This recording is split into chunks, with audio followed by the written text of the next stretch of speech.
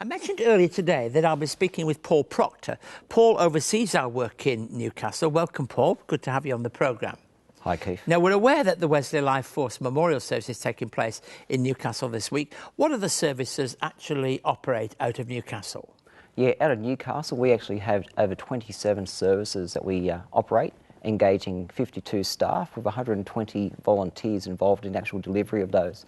Those services we provide basically go the entire lifespan of from young children right up to elderly people, and also our programs for people who are homeless.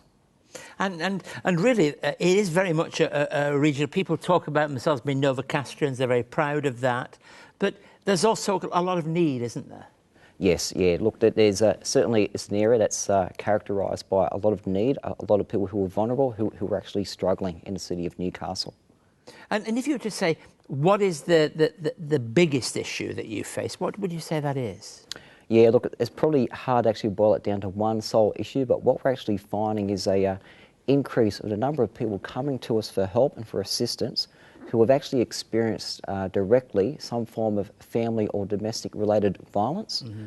Also too, we're seeing an increase in the number of people with severe persistent mental illness, with complex needs, and also too people who have been impacted by alcohol and other drug related issues as well.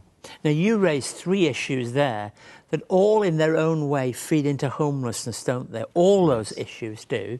And the Premier of New South Wales has set targets about youth homelessness. And we saw from that story of Alicia's story the real challenge when young people get caught up into homelessness. What do you do at Newcastle to actually address that? Yeah, look, we try to provide holistic wraparound care and support for people who are homeless in the city of Newcastle. The way that we do that specifically is through our Wesley Oasis centre in the city of Newcastle, whereby it's a drop-in centre where people who are homeless or at risk of becoming homeless, they can come, they can have breakfast, they utilise our showers, our laundry facilities, plus we provide that wraparound support where they feel a sense of belonging, and we can actually connect them with other support services both within Wesley and also with other relevant organisations we partner with. Look, I suppose people have performance indicators. They look for things that will measure how you're doing. Are there stories of people that you meet that have had their lives turned around through some of the work that you do? Yeah, look, the stories are numerous of people whose lives have been impacted and certainly turned around as a result of coming to our particular services. Only recently, we had a fellow who came to us seeking emergency relief. He was in financial hardship. This particular fellow, his wife had tragically passed away. She had looked after all the family finances. This particular fellow had never paid a household bill in his life.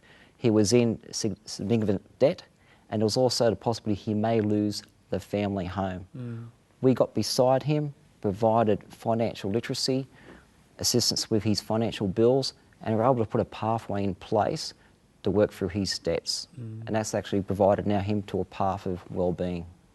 Paul, you're an active Christian yourself.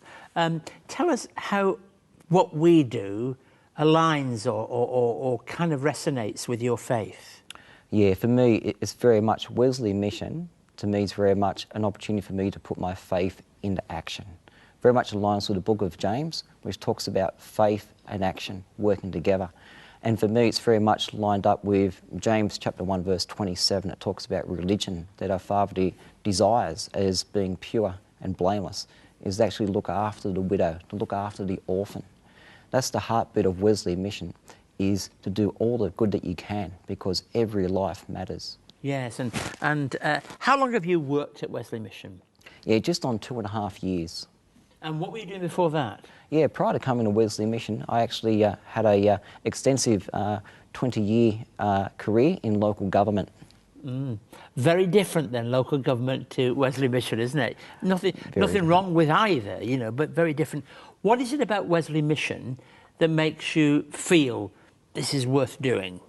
Yeah, look, it's very much, for me, it's worth doing because I see every day what we're doing and how it's making a direct difference in the lives of people who are vulnerable, people who are needy, and people who are struggling.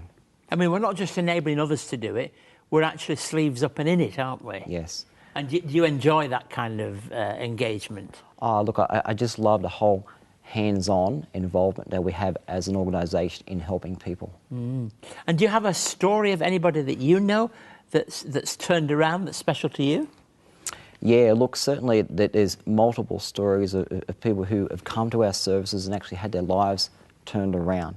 And we've actually got many people who are actually part of our organisation as volunteers in the life of Newcastle as a result of their lived experience of being engaged with our service. There's one fellow, Robert, who came to our programs. We provided that support, that care, treated him with dignity.